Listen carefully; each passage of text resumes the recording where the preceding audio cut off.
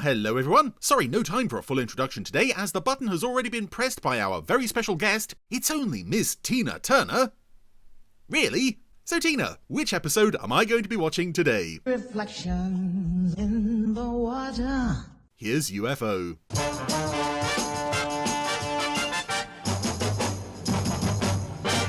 So, our first UFO episode on the Randomiser for 2023, and it opens with a shot that's rather similar to an episode we covered a while back, Subsmash, but this is not Subsmash, this is Reflections in the Water, which also opens with a ship crossing the ocean. This is the Kingston, passing an island, and here's a chap on board smoking his pipe. Yes, a very similar opening to Subsmash, although we didn't see any of the crew on the ship at the beginning of that episode.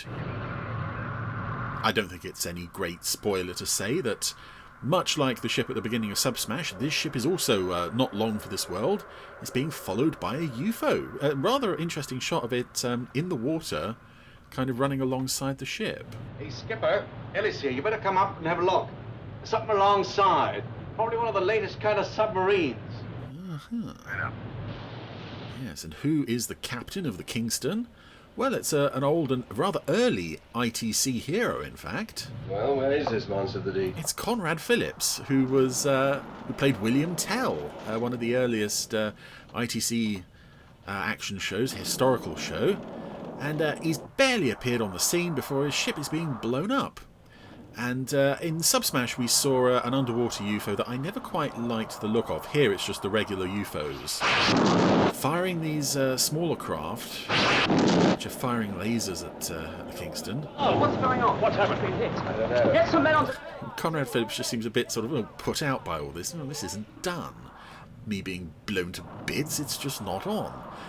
But I do like how very effective this episode sets up this feeling that the ship is surrounded on all sides by these what he's going to call flying fish. I think they're going to reuse some shots here from Subsmash of that freighter blowing up. Was it the freighter Atlantica in Subsmash? This is the Kingston. Airborne missiles. Look like flying fish. And attack! This poor ship. Yeah, there we go. We've switched to stock footage from Subsmash now. I don't know why, since the Kingston model was pretty much all but destroyed by this point anyway. But if you notice, the name on the side of the hull keeps appearing and disappearing. Kingston, come in. And the shots from Subsmash, in particular of the ship being destroyed, are one of those that turned up in library archives and things to be reused in other shows all over the place. I think it turns up in things like Whoops Apocalypse and so forth. And speaking of things turning up, this piece of music was very popular with Barry Gray around this time. He used it extensively in the Psycho Bombs. And for those who don't know where this piece comes from, it's in one scene in Stingray, and then never heard again until UFO. I just imagine Barry Gray kind of found it in a drawer, listened to it and thought, oh gosh, that sounded really good. Why did I never use that again? Oh, I've got to use it again and again. And another interesting element of this episode, and there are quite a few interesting things with this, we have here over the post titles credits bit is, well, what I'm guessing is a this episode type sequence. It's showing off various bits of or the action that we're going to see throughout the course of the episode. Unfortunately, it does largely give away the entire plot. One or two alternate takes here as well that don't look quite as good as what appeared in the episode. But this is a rather interesting one to talk about because this is produced quite late in the run. This was one of the Pinewood episodes, and I have praised the Pinewood episodes quite a lot before. But this episode kind of falls into that category that The Man Who Came Back did, in that there's good stuff in here. There's a lot of good stuff in here.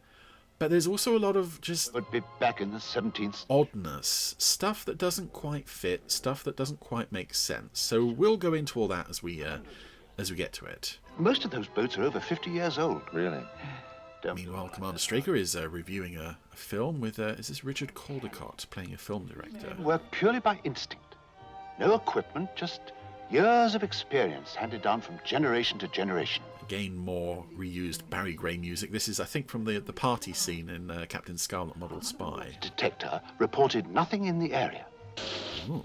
And who's this? Mayday, Mayday. Deep Space Well, it's James Cosmo playing Lieutenant Anderson in Shadow Control. Come in, 87. 25 UFOs, Matthew. Concentrating in area NML-12. We have been seen. 3 UFOs approaching. Taking evasive action. No, you're not. And there they were gone. B-87. Come in. And that's an odd thing, again, with this episode. We have manned deep space probes.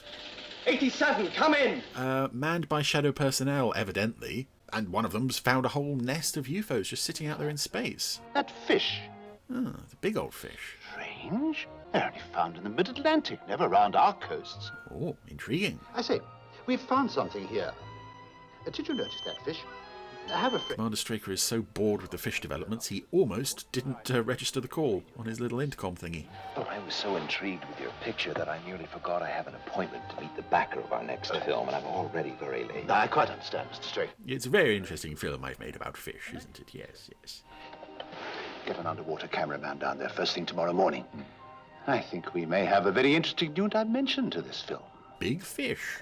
Deep Space Probe 87 has been destroyed. And Lieutenant Anderson is meeting Straker on the studio lot. He's wearing a jacket, but he's clearly got his uniform on underneath. Alerted all stations. Good.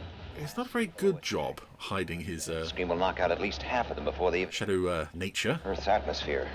Doesn't make sense. Maybe they expect to get them all through. Well, they know that's not possible, unless they've got something else up their sleeve. Put Space Observation Platform Watchdog in that zone immediately. Computerize every scrap of information it sends in, no matter how small. Another thing Shadow suddenly has in this episode, a space observation platform named Watchdog, which again is something I borrowed for one of my Terrorhawks episodes. This guy hanging around the place, Lieutenant Anderson, was scripted to be Lieutenant Ford, as I think is probably obvious, given the fact that he's basically, a Ford surrogate for this episode. And it's a shame that they finally wrote an episode for Ford to be in after Keith Alexander had left the show. Do you see anything? I mean, James Cosmo gives it a totally fine performance, but again, it's just one of those, he's a one-off guest character we've never seen before, but he's vitally important to the setup of Shadow. Warm water. For 1 week only. Anything else? Like a flying fish. There's a couple of other bits like that as well. Sharks in this area. No sharks, says the other guy. Oh. Oh, an underwater cameraman. Come here, give us a hand. He went down to look for the fish. And, well, something found him before he could find the fish. That's it, yes. Grab him by the bum and pull him in that way. It's been cut. His airline's been cut. This is serious. And you say that he was photographing fish? Yes, a species peculiar to the mid-Atlantic. I like the way they sort of introduce this element to the story, but it's a very tenuous way to bring Straker in. The director of the film, whose underwater cameraman has died, is making the insurance claim on the studio lot now, and Straker's just kind of hanging around. Air pipe was severed. I suppose it's nice that he takes an interest in the goings-on the studio lot. I'll call again to discuss the claim. That was rather inconsistent. Either he cared, or he didn't give a monkey's. You'll excuse me, I was going to see this with her. Yes, of course. If there is anything at all that I can do, please let me know. Thank you. I care about the films that I make in my studio this week.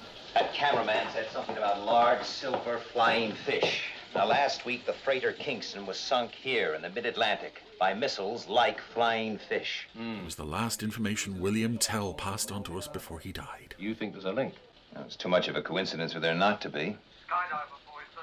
And here's another character I don't think we've had appear on the Randomiser yet. See to the area where the freighter Kingston was sunk. I'm having full instructions prepared for you now. I'll contact you in 30 minutes. It's David Warbeck as the latest Skydiver captain. Captain, insert name here. I don't believe he ever has a name. UFOs maintaining position in area NML-12. Sid gets quite a lot to do this week. And it's a shame. I think David Warbeck is a good actor. This episode and the other one he's in, I think he just did the two, Destruction.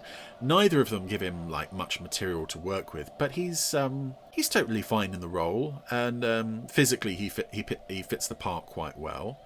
What's this? Skydiver has found an island. Oh, there was a boom mic. There was a boom mic there, picking up the captain's lines. If you look at the bottom left of the frame, just before he upped periscope. Yes, I've not seen that before. Or a microphone, I should say. And here's another odd bit, and there's a very, as I said, this is an episode full of odd bits. So still in the station it was... One of the oddest parts of this episode is the way Colonel Lake is used. What's the computer thing? Well, with so little information, it's reluctant to give an answer. Not only is she shackled to the computer, Looking for A, reinforcements, passing on information that it decides to spit out at them, operations of defences, namely shadow control. Well, we know there are no signs of reinforcements, and the weather forecast for the next month is excellent, and SHADO certainly won't cease operations. I suggest the next batch of information you feed in, you add a drop of castor oil. my God, I hate you this week. Yeah, Colonel Lake and everyone's interaction with her is so weird. And I gather this role was not written for Lake, it was written for an unnamed computer technician. In that sense, it does make a bit more sense that Straker and later Foster are kind of short with her at various points. But it's within the context of what we know about these characters. Everyone's really short with her, and she's equally abrupt with them. For this one week, it doesn't quite fit.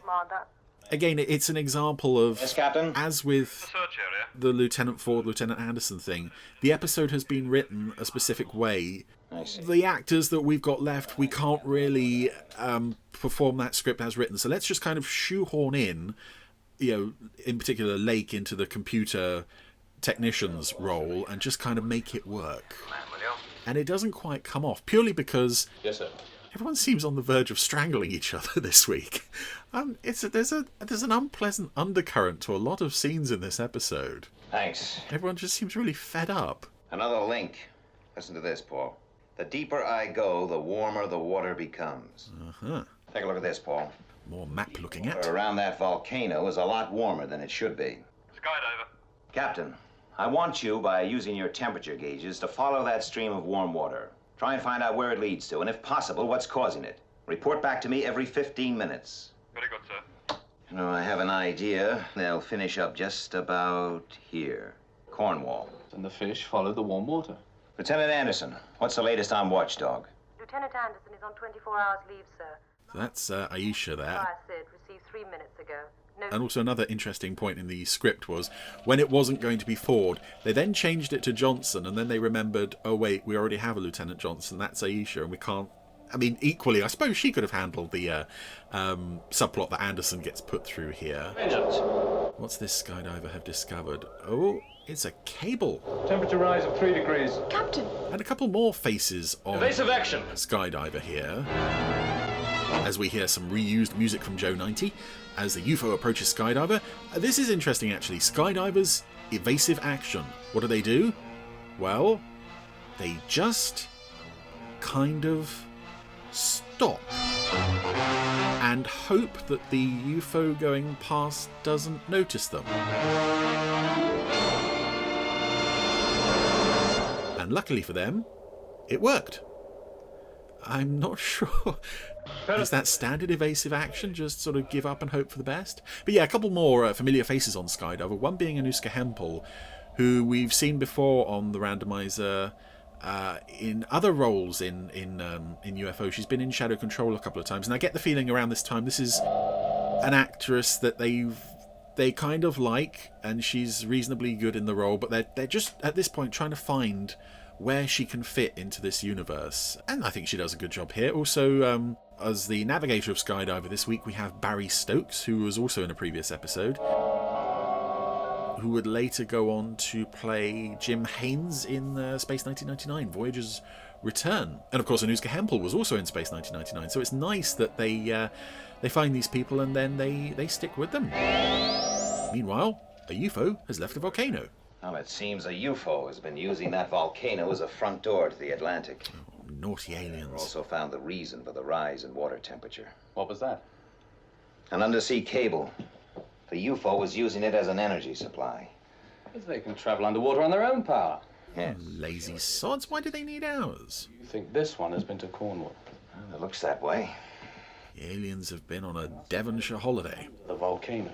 And if the water temperature is so high, it's generating a lot more power than is needed to drive one UFO.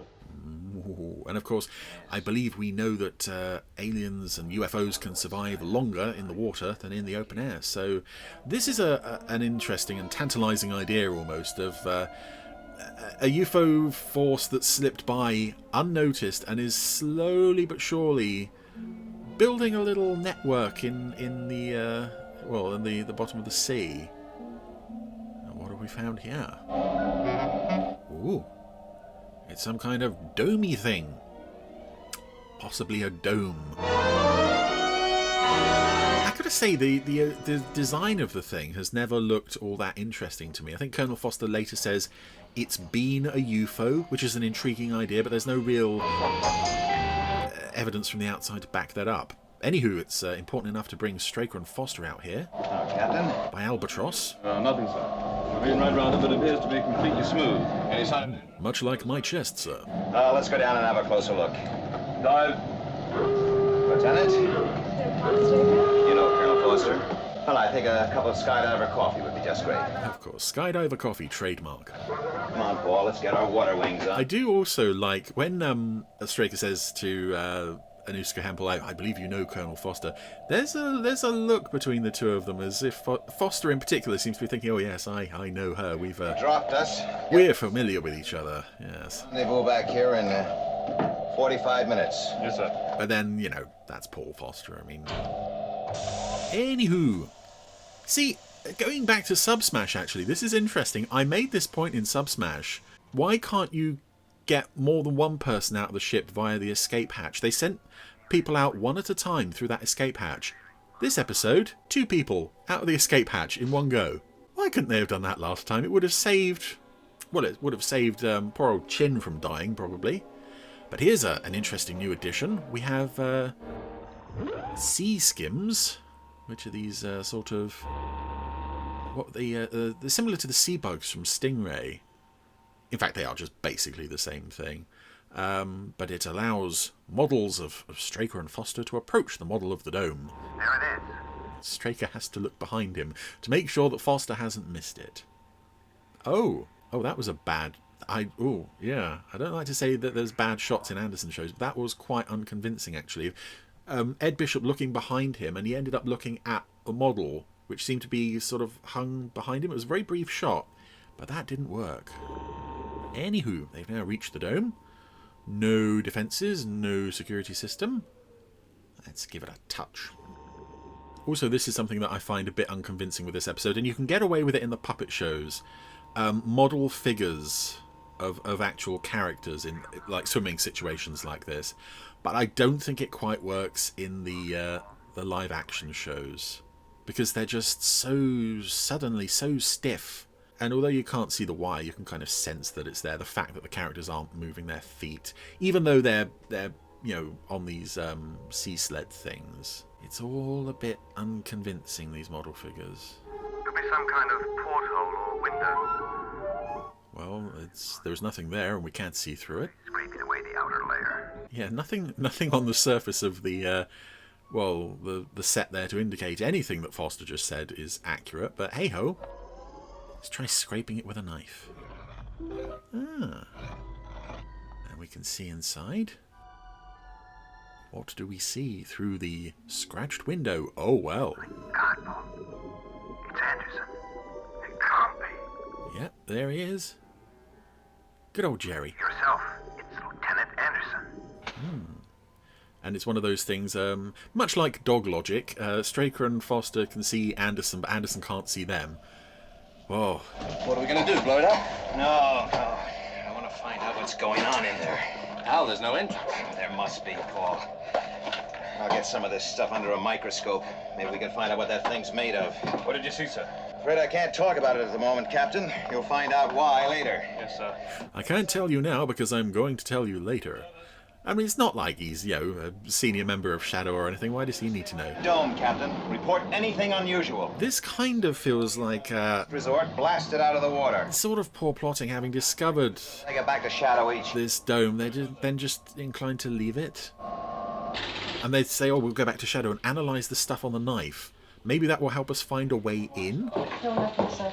I don't think so. Would you tell Colonel Lake I want Lieutenant Anderson's psychiatric analysis right away? Yes, sir. Should we put out a call to have him arrested immediately, since we suspect he's a traitor? We saw with our own eyes, can we? No, we'll get to that when we get to it. It's not important right now. Ah. I recognise that noise. That sounded a bit like the randomizer. I wonder if that's where I pulled some of the sound effects from. From Anderson. You know, at this point, I can't find... I couldn't remember, if you put a gun to my head, I couldn't remember where some of those sound effects come from, but that does sound very randomizer-y. Unsatisfactory answers. The most I can say about the last question. Lake is getting snooty with her computer notes again. Everyone's a bit fed up. 12 is, if there is any link, it can only be connected with my previous answers. A, reinforcements, possibly the dome. I also like the idea in this episode that Shadow's computer, occasionally they consult the computer, Radar. but it never seems to have like an attitude or a personality. Of SHADO to allow the UFO's uninterrupted entrance to Earth's atmosphere. It seems to refer to itself in the first person this week. Well, that's a massive useless information. My God, I hate you too now. Agree. Is there any way, Colonel, of rephrasing the questions? We have asked the questions in 12 different ways, sir. Each time the same answer. There simply isn't enough information. Yes, I'm sorry. Now look, Paul, we're not going to be able to find out anything until we get inside that dome. Also, if you're looking for possibly a world record attempt, most uses of the word dome in a single television script, this episode is going to take it. But here's Anderson. He's shown up for work. He's smiling and happy, but you can't figure out why everyone's glaring at him. It does seem like arresting Anderson, or at least, tracking him down, should have been the first thing they did when they got home. What were you doing in that dome? I don't know what you're talking about. What were you doing in that dome? What dome? The dome we saw you in. We saw you in that dome. Oh, beautiful dialogue. I was at home. Witnesses. What were you doing in that dome? What dome? The dome we saw you in. We saw you in that dome. Dome, dome, dome. About any What were you dome. doing in that dome? Oh, there's no sense wasting any more time, Paul. Doctor. Damn dome, doctor. I was never in any dome, whether you saw me or not. D words. Yes, Jackson has been brought in to give Anderson a nice truth drug injection. All about, but the answer better be pretty good. The answer is dome, Lieutenant. Dome, dome, dome, dome, dome, and dome. I also like that they're doing this interrogation in Straker's office. 5 seconds. They've turned down the lights, which actually makes it look quite effective. I don't remember them doing that too often. Now, what were you doing in that underwater dome? I don't know anything about an underwater dome. Where have you been for the last 24 hours? Dome? I've been at home by myself. Did you sleep? Yes, I slept. Did you lock the doors? Yes, I locked all the doors. Why? There have been burglaries in the area. Have you ever been to Cornwall? Never. He's got an answer to everything. Straker and Foster can't catch him out. He's never been to Cornwall. Doctor. He locks the windows and doors before bed. Assistant. No. This drug is infallible. Vladek Shabel doesn't seem to want to be here either. He's kind of mentally checked out a bit, I think. It's a shame he only gets one scene. One more? One? No, not even one more scene, I'm afraid. Just the one. Yes, keep shooting poor old Anderson up with truth drugs. Sorry? That's a nice touch, though. I like that. It just makes the character seem a bit more real. That he might accidentally, cause Anderson some pain there. It's strange as well in that this episode sequence, he clearly injects him, and James Cosmo reacts with agony. And in this episode, he is just kind of, well, in this take rather, he plays it just kind of stoned. I don't believe it. There's only one way to find out what's inside that damn dome. Damn dirty dome. Oh, damn. Put Lieutenant Anderson on the lock and key. This is quite shocking, though, having interrogated him and now saying he's under arrest. They now drag the poor guy back through shadowy control in full view of everybody. The UFO. Although knowing Straker, it potentially, it's just his turn this week. It's always someone being drugged or interrogated or whatever. Watchdog maintaining constant observation. So our UFOs are still building up. Oh god, let's go back to the computer. Why not? I'm sounding down on this episode, I know, and I don't mean to, because there is some good stuff later on, and there's a lot of good ideas here. It's just... That the entrance could be made by pressure. The rupture would be self-sealing. How do you know? There's just a lot of leaps in logic. Factory, sir. And the character sniping. Look, I do understand the problems. And the answers are satisfactory. Thank you, sir. You're no damn dirty dome, that's for sure. Packed? Ah, well, I guess that's the lake subplot, such as it was, resolved. And we're back on Skydiver. Hardly seems like 5 minutes since we left. Sorry to have to keep you in the dark about all this, Captain. When I tell you why, I'm sure you'll understand. Lieutenant Anderson is a traitor. He was inside that dome. Anderson, it's not possible. I'm afraid it's the truth. But he's got a name, sir, and everything. He can be a traitor if he has a name. Sir, I don't even have a name. But I want you to stay within range. And if we're not back in 1 hour, destroy it. But come on. No buts, Captain. If we're not back in that time, we won't be coming back anyway. 1 hour, understand? Yes, sir. Oh, dear. Poor old Captain David Warbeck. You also do wonder in episodes like this, bearing in mind this is Skydiver 1, what happened to Carlin? What happened to Waterman? What happened to the regular crew? Where are they? Maybe they're just on leave. Oh no, there's that terrible shot again of Ed Bishop looking back and being confronted by a model of Foster. This time it was flopped over. Yeah, a lot of reused footage here. It does... Yeah, this is a lot of padding, really, around these underwater sequences. And it is simple reuse of footage a lot of the time. But anyway, they're back to the dome. Looking for that way in. And the way they kind of force their way in is, I would say, A, rather unlikely, and B, rather unconvincingly done. You just see silhouettes of them pressing their hands against it, then suddenly the water gives way. Cut to a shot of what I guess is Ed Bishop and Michael Billington standing on the set, and a curtain closes behind them. They're in. It's been a UFO. Again, fascinating idea. Visuals don't support it. Own country, I think it's better to travel light. But they're in. They're exploring the dome. The damn dirty dome.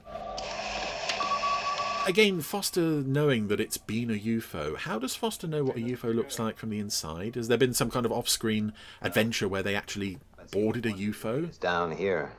Otherwise, all he's depending on, if we go by what we've seen on screen, all we can, all the information he knows about the inside of UFOs comes from his dream. But I would have liked to have seen a bit more of the whole "it's been a UFO" idea. Sort of half-abandoned consoles and kind of Frankensteined machines, bits ripped out of the wall. This just looks kind of... Well, it looks like... I hate to say it, but it looks like a very cheap 60s sci-fi movie, you know, something like The Terranauts or similar, where it's just, you know, we've got some walls and they're brightly coloured and we've got some corridors and that's it. It doesn't really fit with the whole UFO aesthetic. Oh, but there's Anderson again.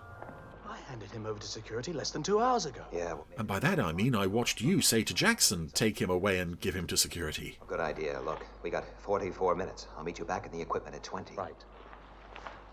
So, we've got 44 minutes before Skydiver blows the dome to bits. You've got to have a look round first, you know. The aliens have gone to all this trouble. It's only fair to investigate. So Straker is trying to sneak up on the alien Anderson here, but his shoes are making squeaking noises. It does rather limit how stealthy you can be when you're in squeaky wet gear. Also rather un-Strakery, un-UFO-ish, I should say, to see Straker and Foster just kind of charging around the place, each armed with a knife. I know that's how they got into the place, but... See anything, Paul? Oh, it's an alien, Paul. Yes, Straker should have known, because A, he's not in scuba gear. B, he seems to have more eyeliner on than usual. Yeah, it's actually, going back to the knives, they didn't use the knives to get their way into the base, did they? They just sort of pressed against it and it burst open. Now that he needs it, the knife is gone. And also, something that we're coming to here is... what exactly are these doppelgangers of Shadow personnel, of Foster and Anderson and so on? Are these aliens who have been, you know, subjected to plastic surgery? Or are they human beings who have been subjected to plastic surgery? I kind of assume it has to be aliens. And that maybe, you know, they can breathe the air in the underwater dome. Possibly not. It might have been nice if maybe there was some evidence that perhaps this was the crew of the Kingston who had been captured and subjected to this awful transformation. There's the real Foster. Dr. Livingston, I presume. We know that's the real Foster because he's a good guy. Hugh, look. Oh, I sure am a handsome devil, aren't I? And it is, you know, it's nice sometimes to have things open-ended and not really explained, but I just think the way the aliens are presented in this episode, this whole thing of... We'd call it some kind of... the doppelgangers... surgery. But why? It just doesn't... That is the question. ...quite fit what's gone before. This feels like if it was done in one of the UFO comics, this would have been a really strong story. This we better stick together, Paul. But it just doesn't quite fit the show as it was. And I know they did experiment with the aliens and abilities and so forth through the Pinewood episodes, often quite successfully. I don't feel this whole plastic surgery creating duplicates thing really works. Which isn't to say that it couldn't work. I don't know. There's just something off about it. I think it also doesn't help that the actors are playing them like robots. As good as any. Foster has noticed that one of the corridors has a door at the end of it. It doesn't really stand out from the rest of the wall around it, but the script says that it's a door, so let's go through it. And inside, a replica of Shadow Control. I don't recognise this music. Ever had that feeling you've been here before? Maybe it's something familiar, but played really slowly. But why? Yeah, Shadow Control. Empty, but here come a load of familiar shadow faces to occupy it, including Anderson and Lake, Aisha, one or two familiar extras. It would have been so much fun if they brought out like Freeman or Ford. It's just coincidentally the aliens happen to have everybody who's in Shadow Control that particular week, including a replica of Straker himself. Yeah, the way the actors are playing this, it is more like hypnotised rather than, I don't know, rather than how I'd expect the aliens to act. Shadow Control to Sid. The Straker alien or whatever doesn't even get any lines. He just signals by holding up his hand as his underlings practice miming to pre-recorded dialogue. Control to Sid. Come in, Sid. Shadow Control to Moonbase. Come in, Moonbase. Moonbase receiving you, Shadow Control. UFOs approaching from NML-12. Do not attempt to intercept. Repeat, do not attempt to intercept. Do not understand. Do not understand. You say do not intercept? Is this correct? Correct. Commander Straker's orders. UFOs to be dealt with by Earth's defenses. Over and out. So it is a clever idea in one sense that the aliens would amass a huge fleet for an attack and then realise that they had to have someone on Earth to work against Shadow or replace Shadow in order to let that fleet go through. But I just think seeing the aliens or whoever fiddling with tape recorders... Skydiver. It's a bit silly. Straker's orders. UFOs will be dealt with by ground defences. Over and out. And again, it's just that the fact that these aliens or whatevers are played so stiffly. I don't know. Maybe it's just me. Do you find this fits within the world of the show? Because I find this episode is good.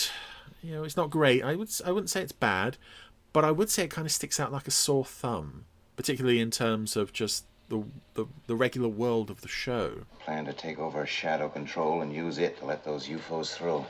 But where did they get our voices from? Well, they've obviously been recording our communications. By using the words they need and putting them together, they can make us say anything they want. And why all this? It's the old Captain Foster trick. Yet, like we've seen on the TV screens. Come on, Paul, let's go. Also interesting that with this little rehearsal that they just had there, luckily, very luckily for them, and for Straker and Foster, that the alien Foster wasn't required to say anything there. They would have been in trouble otherwise. Tubes. Oh no. Yes, sir. Skydiver crew are going to open fire no matter what. They're going to blow up that dome. We'll split up. That way one of us will stand a chance. Okay. Whoever gets back first stops the countdown. No, there isn't time. They're ready to make their move. Good luck, Paul. Oh, good old Straker. That's a good plan, I think. Again, they're back to the knives. Where was Straker's knife when he was fighting fake Foster? I suppose they couldn't really show the hero of our show actively stabbing a man. That rather begs the question, why have him run around with a knife? if you're not gonna, use it. So luckily for Straker and Foster, all their gear is back where they left it. No passing alien removed it. The aliens don't even have CCTV in this dome thing. Minutes. Only another 8 minutes. More reused Stingray music there. We've had quite a bit of reused music this week. But this set, though, I mean, I'll ignore the fact that it's wobbling, but it does look like something out of Doctor Who of the same era. It's okay, but it's just not quite the regular heights that the show would normally operate at. Captain! I suppose, you do have to Thank God. have sets and corridors that look Go, sir. all alike so that Straker can get lost here near the end. The massed UFOs are moving out of area NML-12. Must presume attack course. And at last count there was about 60 of them ready to come in. So this is a serious thing I'll have to deal with. Once Straker can find his way out of the dome. So this is why he doesn't like these damn domes. Oh no, it's a shadow guy. I don't recognise that actor. But Foster's made it back to Skydiver. 4 minutes left. Can Straker defeat mustachioed shadow alien man? Well, his stunt double's going to have a fair go. Yes, Straker's stunt double, also a familiar face in the latter part of the show. And I think on Blu-ray, I mean, stuntmen are really obvious on Blu-ray, but Straker's stunt double in particular, I think they kind of just sort of thought, oh, we'll throw a blonde wig on him and we'll get away with it. But it really doesn't work because the face isn't quite there. He looks to me more like Jeffrey from Rainbow. Arm the torpedoes. Torpedoes armed, sir. Nice to see the captain preparing to go through with it no matter what. Come on, stop fighting. Straker, just charge. Throw yourself through the wall of the dome. You got in easy enough. You might be able to get out easy enough. And presumably, if the aliens enter and leave the base in the same way, the whole dome would be flooded, well, whenever anyone came or went, wouldn't it? Fire one. I don't know. I don't get domes. Fire one, sir. And stock footage of One away, sir. a torpedo being fired. Does anyone know where that stock footage comes from, by the way? It's clearly real footage, it's not a model, but it kind of fits, sort of. Oh no, the dome is gone. Colonel Foster! Oh, happy times, Straker's okay. Oh, I love the way Anuska's sort of got her head on Foster's shoulders like, oh, it's a happy ending. Everyone's happy now. Fire two. Yes, sir. Fire two. Hey, blow more stuff up. We can do that now with a clear conscience. And there's a bit of a Looney Tunes moment here where the dome is destroyed and it ignites the fuel, the power line running to the volcano. It is very much, you expect, as the flame sort of makes its way along the cable, you expect to see like Wile E. Coyote or Elmer Fudd or someone trying to blow out the cable. But unfortunately, it doesn't work. And we get a fairly lovely island explosion. Yeah, that's good stuff. And now we've still got to deal with those UFOs. And this is again another shot where on HD it doesn't quite look as good as I used to think it does because you can see how it's working. For Earth at attack velocity in 2 ways. This lovely shot of the moon and then these little dots, each one representing a UFO, comes round from the far side. But you can just about see a wire or a support thingy underneath making them move.